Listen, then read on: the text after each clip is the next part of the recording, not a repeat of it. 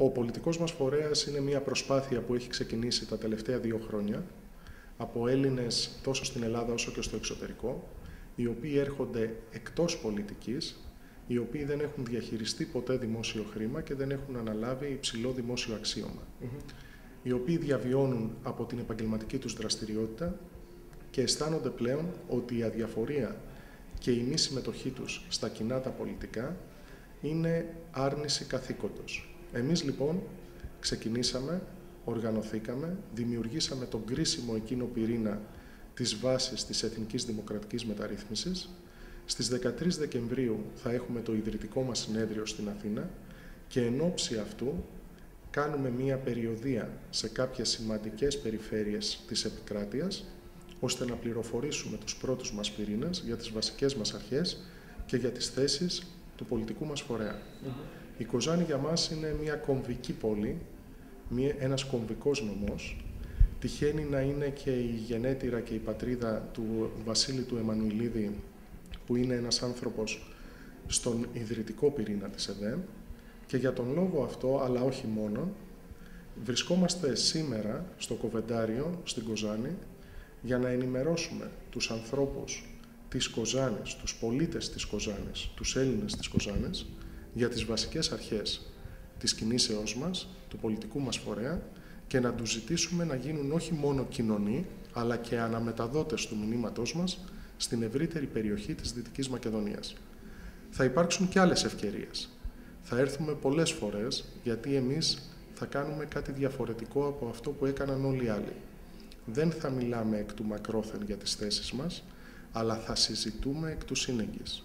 Και γι' αυτό ακριβώς το λόγο, μετά το ιδρυτικό μας συνέδριο, θα επανέλθουμε στην ευρύτερη Δυτική Μακεδονία και ειδικότερα στην Κοζάνη, για να αναλύσουμε εκτενέστερα το πρόγραμμά μας, να μιλήσουμε, να γνωριστούμε, να συζητήσουμε και να δημιουργήσουμε τις βάσεις για τη νέα Ελλάδα που οραματιζόμαστε και προτείνουμε. Πολιτικά, ιδεολογικά, πού τοποθετήσετε και πλέον οι βασικές αρχές που αναφέρατε ποιες είναι? Κοιτάξτε, αυτή είναι μια ερώτηση που γίνεται συχνά. Εμείς απαντάμε ότι η ιδεολογική προσέγγιση και φόρτιση στην πολιτική είναι μια παλαιακή προσέγγιση. Αν θα θέλαμε βέβαια να ορίσουμε γεωμετρικά, ιδεολογικά την τοποθέτηση της ΕΔΕΜ, θα λέγαμε ότι κινείται στο χώρο του κέντρου. Αλλά στο χώρο του κέντρου όχι με την πεπλατημένη παλαιά αντίληψη του επίπεδου. Η ΕΔΕΜ θέλουμε να είναι η ακίδα επάνω στην οποία θα ισορροπεί η βέργα η ιδεολογική. Πράγμα που σημαίνει ότι δεν αντιμετωπίζουμε ούτε τις ενέργειες, ούτε τις προθέσεις, αλλά ούτε και τα δυνητικά μέτρα που θα μας βοηθήσουν να κάνουμε ένα βήμα μπρος, με σκοταδισμό, δογματισμό και προληπτικότητα. Η ΕΔΕΜ είναι μια πρόταση η οποία έρχεται και έχει δημιουργηθεί από ανθρώπους της πραγματικής οικονομίας, της καθημερινής ζωής, από ανθρώπους που μοχθούν και προσπαθούν καθημερινά για να διαβιώσουν στο επίπεδο που τους αξίζει. Γι' αυτό ακριβώς το λόγο δεν χρειάζονται ούτε ιδεολογικές πανοπλίες, ούτε μεταμφιέσεις ιδεολογικές. Είναι λίγο πιο μπροστά από αυτό, πολύ πιο μπροστά από την αίσθηση ότι έξω από τις ιδεολογίες είσαι ορφανός. Η ιδεολογική φόρτιση για μας είναι ένας παρονομαστής μη μεταρρύθμισης, ένας παρονομαστής της κρίσης. Νομίζουμε ότι πλέον η Ελλάδα είναι όριμη οικονομία, δεν είναι μια δημοκρατία όριμη, δεν είναι μια δημοκρατία στην εφηβεία και θα πρέπει να κάνει το άλμα προς τα εμπρός, μπροστά από τις ιδεολογίες και τους σκοταδισμούς του παρελθόντος. Και φαντάζομαι και αυτό σας ρωτάνε συχνά, ποια είναι η δική σας πρόταση για την έξοδο από την οικονομική κρίση? Η πρότασή μας στηρίζεται στη διοικητική μεταρρύθμιση της χώρας. Η χώρα αυτή τη στιγμή είναι συγκεντρωτική, αθηνοκεντρική, σκοταδιστική και είναι φασόν η διαδικασία διοίκησης και του μοντέλου διοίκησης της χώρας. Εμείς πιστεύουμε σε μια Ελλάδα που θα εξοραίσει τη δημοκρατία, θα την εξελίξει, θα την φέρει μπροστά και θα την φέρει να γίνει σύγχρονη με το τώρα.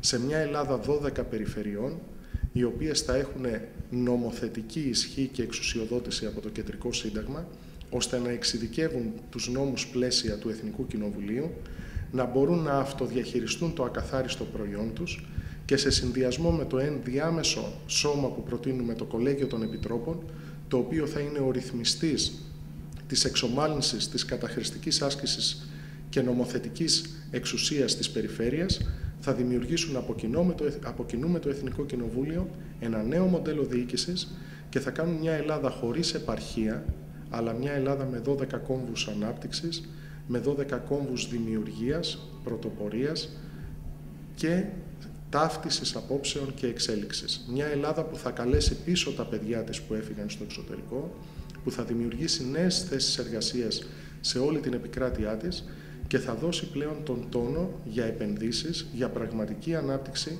και για πραγματική επενέργεια και ασχολία με τα κοινά αλλά και με τη δημιουργία στα παιδιά και στους ανθρώπους του κάθε τόπου, ώστε να μην χρειάζεται να μεταναστεύουν ούτε εσωτερικά ούτε στο εξωτερικό για να βρουν το πεδίο αυτό της εφαρμογής των γνώσεών τους και της ενέργειάς τους. Η Ελλάδα δεν χρειάζεται άλλους πολίτες. Η Ελλάδα χρειάζεται άλλου είδους διοίκηση. Χρειάζεται μια διοίκηση σύγχρονη, η οποία θα είναι μπροστά από τις αγκυλώσεις και τις προσεγγίσεις που έχει το σημερινό Σύνταγμα σε ό,τι έχει να κάνει με τη διοίκηση και το διοικητικό μοντέλο της χώρας, το οποίο βασίζεται σε αρχές του Μεσοπολέμου και όσο και αν φαίνεται αυτό ακραίο, είναι αλήθεια ότι το μοντέλο διοίκησης της χώρας είναι αιωνόβιο. Δεν μπορούμε να κινηθούμε στο μέλλον, δεν μπορούμε να πάμε μπροστά όταν οδηγούμε ένα όχημα 100 ετών. Ανεξαρτήτως προθέσεων, ανεξαρτήτως προσώπων, όποιος και αν κληθεί να είναι ο οδηγός, ο επιβάτης ή όποιο και αν είναι το καύσιμο του οχήματος αυτού, το όχημα αυτό που λέγεται ελληνικό κράτος έτσι όπως το γνωρίζουμε σήμερα δεν μπορεί να μας οδηγήσει στο μέλλον, δεν δύναται για καθαρά μηχανιστικούς λόγους, για καθαρά γεωμετρικούς λόγους πολιτικής διοίκησης.